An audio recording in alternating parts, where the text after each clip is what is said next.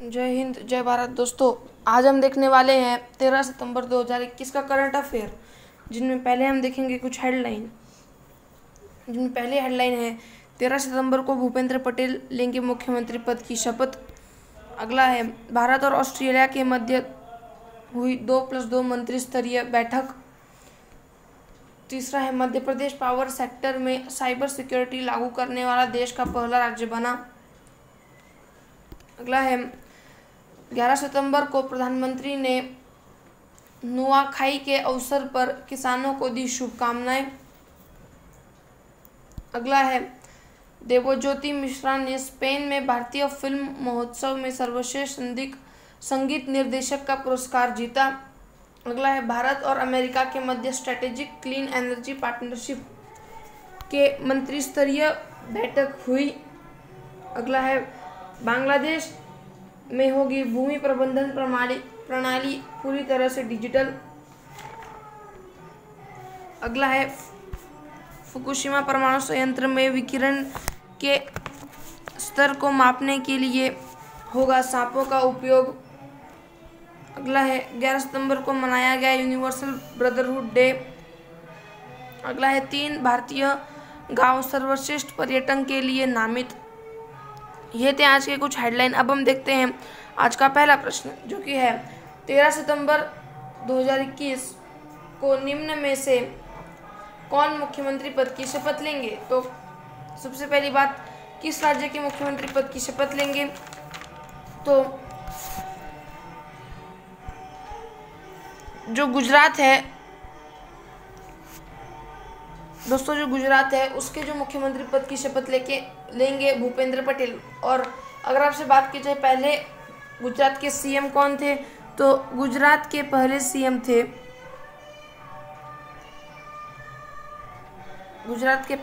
थे विजय रूपाणी। ठीक है, और विजय रूपाणी ने जो है इस्तीफा दे दिया, जिसके बाद में भूपेंद्र पटेल जो हैं इन्हें गुजरात के मुख्यमंत्री के रूप में शपथ दी गई। और अगर आपसे बात की जाए कौन से वे मुख्यमंत्री हैं, तो ये गुजरात के 17वें मुख्यमंत्री हैं। और अगर आपसे बात की जाए इन्हें जो है शपथ किसने दिलाई, तो इन्हें शपथ जो है गुजरात के जो राज्यपाल हैं, जिनका नाम है आचार्य देवव्रत जो है, इन्हें मुख्यमंत्री पद की शपथ दिलाई। ठीक है दोस्तों, आचार्य देवव्रत ने भूपेंद्र पटेल को मुख्यमंत्री पद की शपथ दिलाई। आचार्य देवव्रत जो है यह गुजरात के राज्यपाल हैं। ठीक है, और अगर आपसे बात की जाए भूपेंद्र पटेल जो हैं ये जिस सीट से एमएलए बने थे, उस सीट का नाम है, वह किस जगह से एमएलए बने थे, तो ये थे घाटलोदिया जो है, इस सीट से वो एमएलए बने थे। और जो 2017 में जब ये विधायक बने, ठीक है, 2017 में जब ये विधायक बने, तब इन्होंने 1,17,000 वोटों से इन्होंने जीत हासिल की। और ये गुजरात विधानसभा की सबसे बड़ी जीत थी, जिसके अंदर जो भूपेंद्र पटेल है, इन्होंने 2017 में के विधायक चुनाव में 1,17,000 वोटों से जीत हासिल की थी। ठीक है, अब अगर आपसे बात की जाए ऑप्शन में दिए हुए जय शाह के बारे में, तो जय शाह जो हैं यह एशियन क्रिकेट काउंसिल के सचिव नियुक्त किए गए हैं। ठीक है, Jay Shah Asian cricket council के सचिव नियुक्त किए गए हैं। अब कुछ महत्वपूर्ण प्रश्न, जिनमें पहला है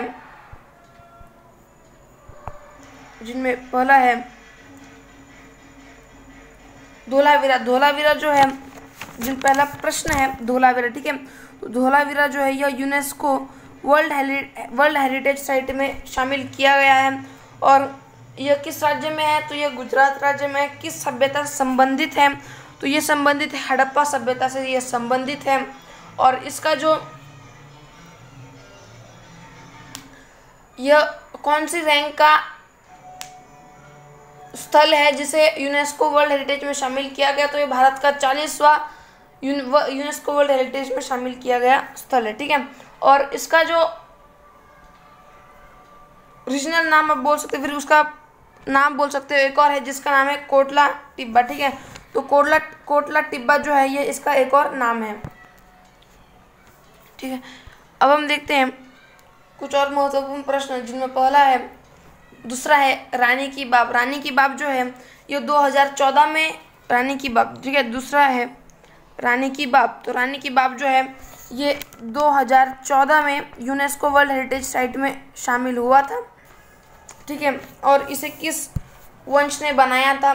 तो इसको बनाया था सोलंकी वंश ने, और ये भी गुजरात में ही है। ठीक है, अगला प्रश्न है केवड़िया। केवड़िया जो है ये भारत की पहली इलेक्ट्रिक व्हीकल सिटी है। और केवड़िया पे क्या है कि केवड़िया में कौन सी स्टैचू स्थित है? तो केवड़िया में है स्टैचू ऑफ यूनिटी।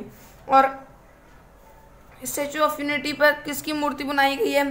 तो ये स्टैचू है सरदार वल्लभ भाई पटेल की। और आखिर ये जो स्टैचू ऑफ यूनिटी है यह किस द्वीप पर है? तो यह साधुवेट द्वीप पर है। और किस नदी पर है? तो यह नर्मदा नदी पर।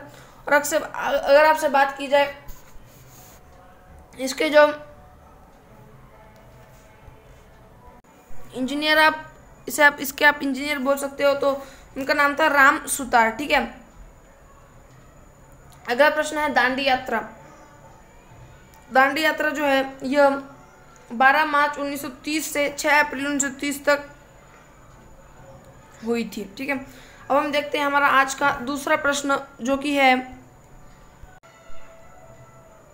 हमारा आज का दूसरा प्रश्न है, हाल ही में भारत तथा ऑस्ट्रेलिया के मध्य 2+2 वार्ता संपन्न हुई। इस वार्ता में भारत की तरफ से नेतृत्व किसने किया? तो पहली बात करेंगे 2+2 जो वार्ता होती है। तो दोस्तों सबसे पहले बात करेंगे 2+2 जो वार्ता संपन्न हुई थी भारत और ऑस्ट्रेलिया के मध्य। पहली बात यह भारत और ऑस्ट्रेलिया के मध्य संपन्न हुई थी। और अब बात करते हैं 2+2 आखिर ये वार्ता होती क्या है। तो मैं अभी बात कर रहा हूँ 2+2 वार्ता की। तो ये जो 2+2 वार्ता है यह दोनों देशों के विदेश मंत्री और जो रक्षा मंत्री हैं यह मिलकर करते हैं। ठीक है, तो भारत की तरफ से भारत के विदेश मंत्री जयशंकर और एस जयशंकर और भारत के रक्षा मंत्री राजनाथ सिंह, इन दोनों ने इस वार्ता में भाग लिया था। और यह जो है भारत ऑस्ट्रेलिया के मध्य हुई थी और इसे होस्ट किया गया था नई दिल्ली में। और इसके अंदर तीन जो है मुद्दों के बारे में बात की गई थी, जिनमें पहला था अफगानिस्तान पे आया हुआ संकट, दूसरा था साइबर सुरक्षा और तीसरा था तकनीक। ठीक है, अब हम देखते हैं कुछ महत्वपूर्ण प्रश्न, जिनमें पहला है मालाबार युद्ध अभ्यास। तो मालाबार युद्ध अभ्यास जो है यह 4 देशों के मध्य होता है, जो कि है भारत, ऑस्ट्रेलिया, जापान और यूएसए। और ऑस्ट्रेलिया जो है यह इसके अंदर नवीनतम सदस्य है। पहला गैर क्वाड देश जिसके साथ 2+2 वार्ता भारत ने की थी, तो पहला गैर क्वाड देश। ठीक है, तो भारत क्वाड के अंदर आते हैं 4 देश, जिनमें पहला है भारत, जापान, यूएसए और ऑस्ट्रेलिया। तो भारत ने जो है जापान, यूएसए और ऑस्ट्रेलिया के साथ 2+2 वार्ता जो है ये कर ली है। लेकिन रूस एक ऐसा देश है जिसके साथ, जो कि एक पहला गैर क्वाड देश है जिसके साथ भारत ने 2+2 वार्ता भी की है। ठीक है, अगला प्रश्न है विश्व का पहला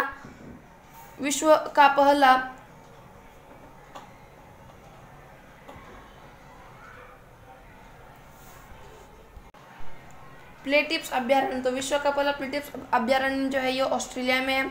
अगला है ऑस्ट्रेलिया में घास के मैदान। तो ऑस्ट्रेलिया में जो घास के मैदान है उसे हम डाउन्स कहते हैं। ठीक है, ऑस्ट्रेलिया में जो घास के मैदान उसे हम डाउन्स कहते हैं।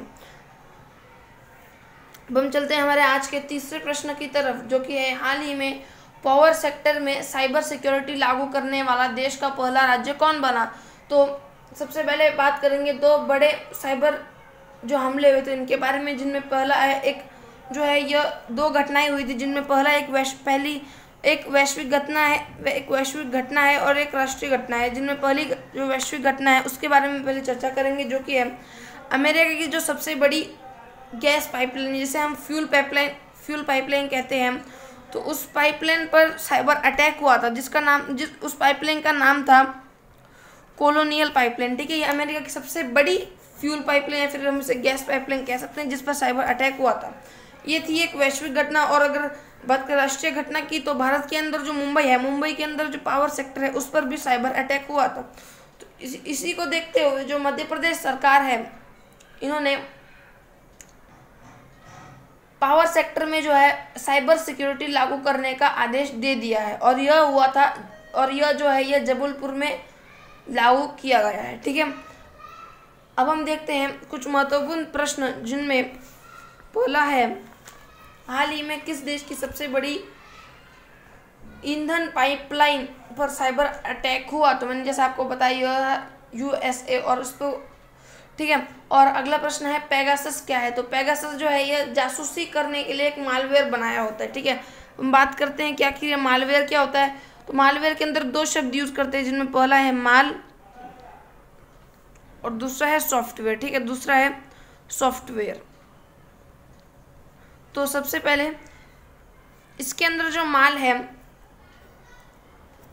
इसका अर्थ है दुर्भावना। ठीक है, तो दुर्भावना जो है इस सॉफ्टवेयर को, यह मतलब एक तरह से सॉफ्टवेयर की जो जासूसी करता है। ठीक है, तो अगला प्रश्न है अंकुर योजना। अंकुर योजना जो है यह वृक्षारोपण संबंधित है और मध्य प्रदेश राज्य से संबंधित है। सांस अभियान जो है यह न्यूमोनिया संबंधित है।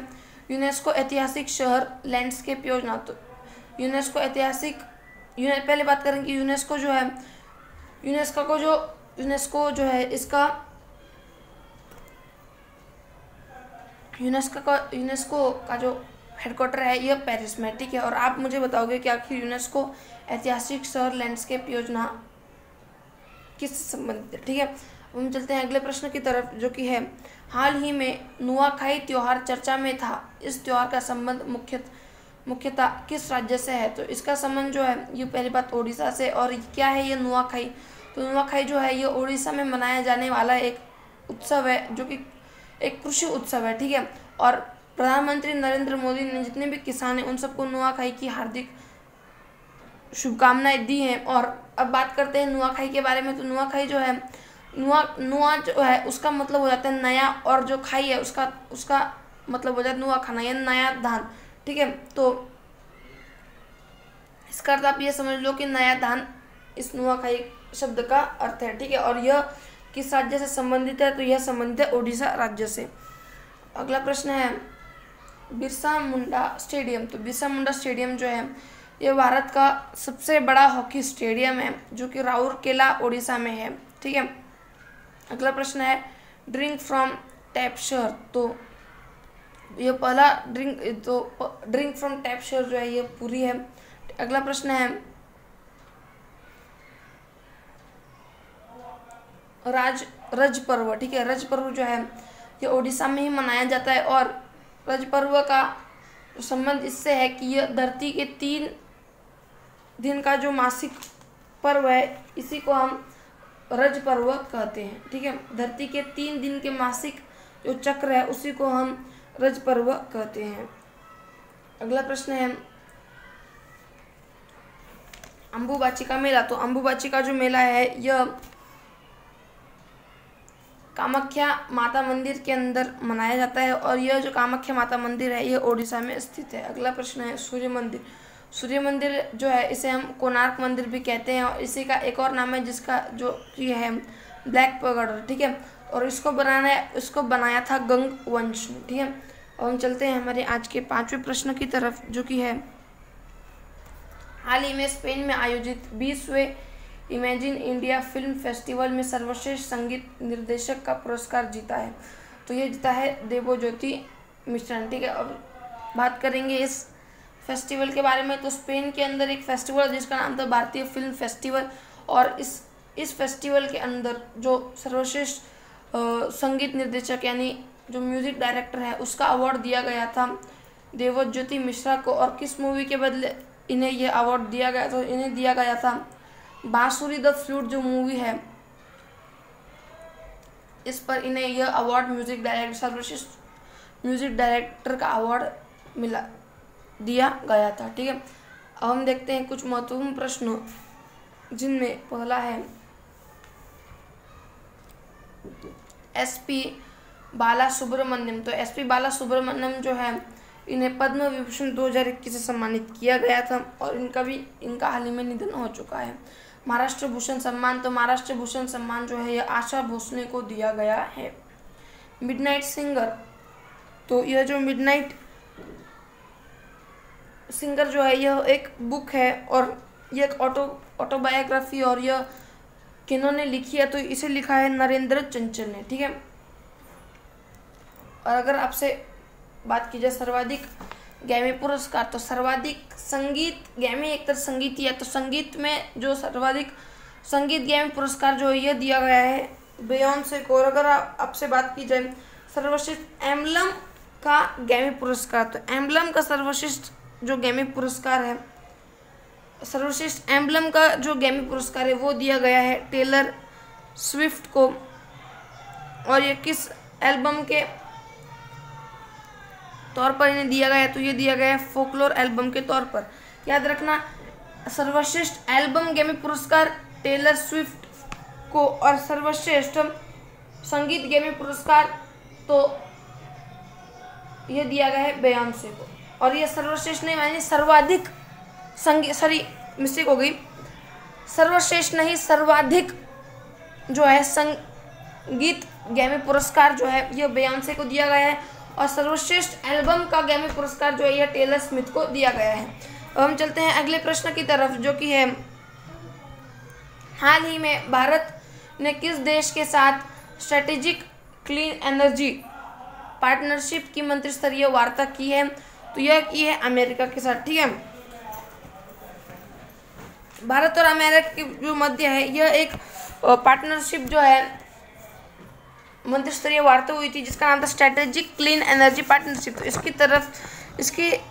इसके तहत जो है इसका उद्देश्य था कि जितने भी एमर्जिंग यानी जितने भी क्लीन फ्यूल है उन पर फोकस किया जाए, यानी बायोफ्यूल, हाइड्रोजन और सोलर एनर्जी है, इनके ऊपर जो है फोकस किया जाए और इनका सर्वाधिक यूज हो। ठीक है, अब हम देखते हैं कुछ महत्वपूर्ण प्रश्न, जो कि है जो बाइडन जो है ये यूएसए के 46वें राष्ट्रपति हैं। ठीक है, यूएसए के। और जो कमला हैरिस जो है यह यूएसए की उपराष्ट्रपति हैं। कितने भी उपराष्ट्रपति है, तो ये 49वीं उपराष्ट्रपति है, और यह पहली महिला उपराष्ट्रपति भी है। नीरा टंडन जो है ये वरिष्ठ सलाहकार है व्हाइट हाउस की। ठीक है,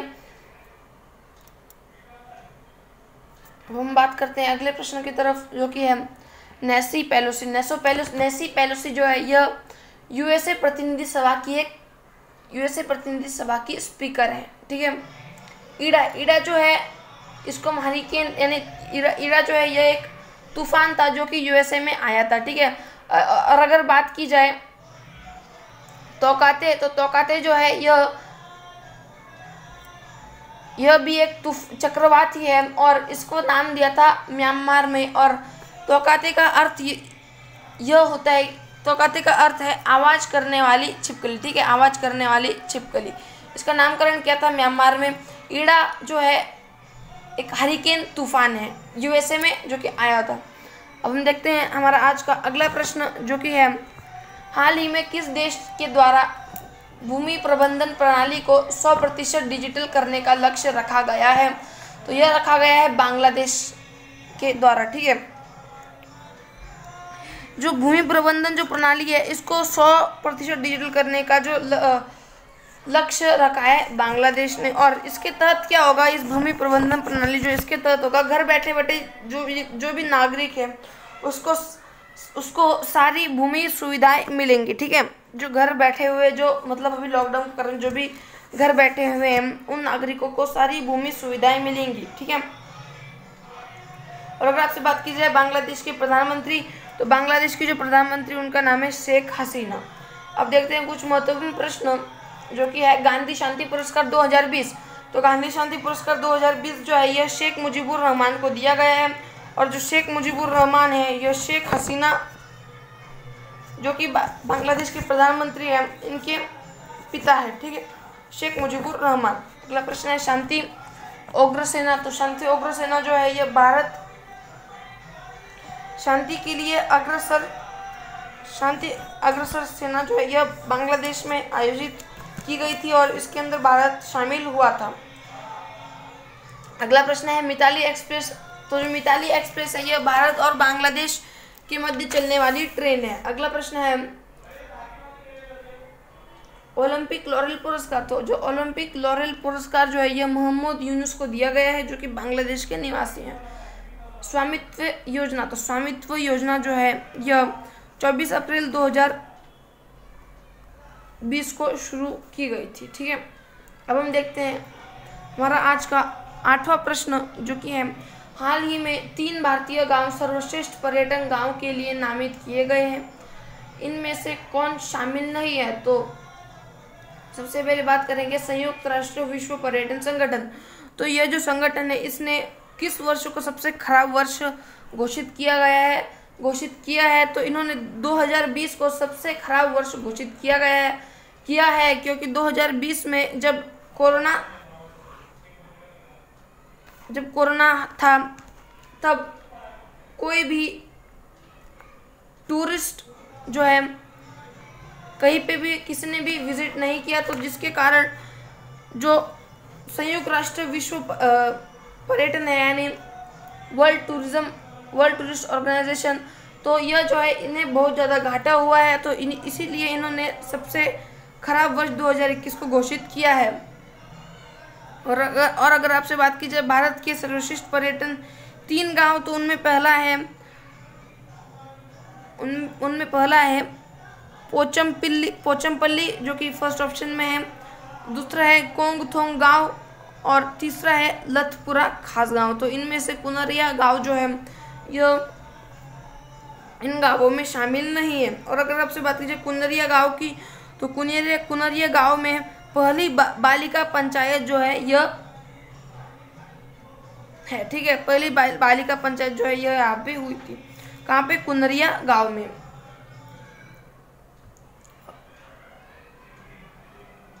अब हम देखते हैं कुछ महत्वपूर्ण प्रश्न, जो कि है 2020 को सबसे खराब वर्ष किसने घोषित किया। जैसे मैंने आपको बताया विश्व पर्यटन संगठन ने 2020 को सबसे खराब वर्ष घोषित किया है। विश्व पर्यटन दिवस, तो जो विश्व पर्यटन दिवस है जो हम 27 सितंबर को मनाते हैं। अब्दुल्ला सईद, तो अब्दुल्ला सईद जो है यह संयुक्त राष्ट्र महासभा के 76वें अध्यक्ष हैं। ठीक है, अगला प्रश्न है यूएनओ ने बाजरे का वर्ष किससे घोषित किया। तो यूएनओ ने बाजरे का वर्ष 2023 को घोषित किया। रेबेका ग्रीन्सपेन जो है यह अंकटाड की पहली महिला अध्यक्ष है। ठीक है, अंकटाड की पहली महिला अध्यक्ष, UNCTAD के पहली महिला अध्यक्ष। ठीक है, अगला प्रश्न है विश्व व्यापार संगठन। तो विश्व व्यापार संगठन जो है इसे भी हम शॉर्ट फॉर्म में WTO, यही है विश्व व्यापार संगठन। और विश्व पर्यटन संगठन भी WTO ही है। ठीक है, तो विश्व व्यापार संगठन WTO और विश्व पर्यटन संगठन WTO, ये दोनों अलग अलग है लेकिन शॉर्ट फॉर्म में नाम इनका एक ही है। तो इसकी महिला अध्यक्ष पहली है, उनका नाम है नागोजी ओंकाजा इबेला। ठीक है, नागोजी ओंकाजा इबेला जो कि नाइजीरिया की है। हमारा आज का अगला प्रश्न है प्रतिवर्ष 11 सितंबर को यूनिवर्सल ब्रदरहुड दिवस मनाया जाता है।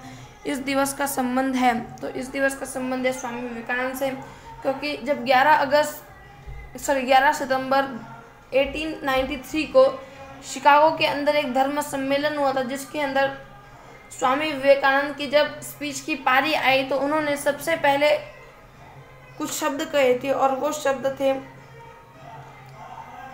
मेरे अमेरिकी भाइयों और बहनों।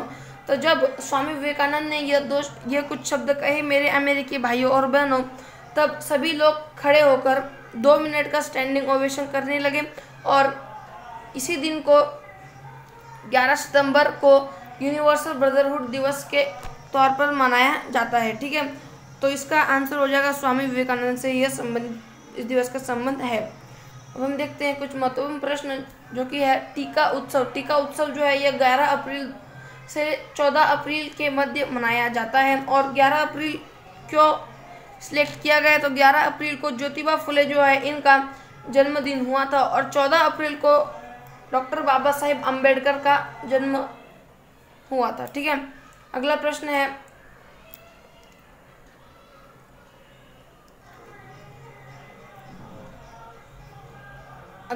स्वामी विवेकानंद योग यूनिवर्सिटी। तो यह पहली एक योग यूनिवर्सिटी है जो कि विदेश में खोली गई। ठीक है, पहली यूनिवर्सिटी है जो कि विदेश में खोली गई है और यह खोली गई है लॉस एंजल्स में जो कि यूएसए में है। और अगर आपसे बात की जाए पराक्रम दिवस, तो पराक्रम दिवस हम मनाते हैं 23 जनवरी को, जिस दिन सुभाष चंद्र बोस का जन्म हुआ था। ठीक है, अब हम देखते हैं हमारा आज का आखिरी प्रश्न जो कि है हाल ही में फुकुशिमा परमाणु ऊर्जा संयंत्र चर्चा में रहा, यह किस देश से संबंधित है, तो यह संबंधित है जापान से। तो जापान में क्या हुआ था,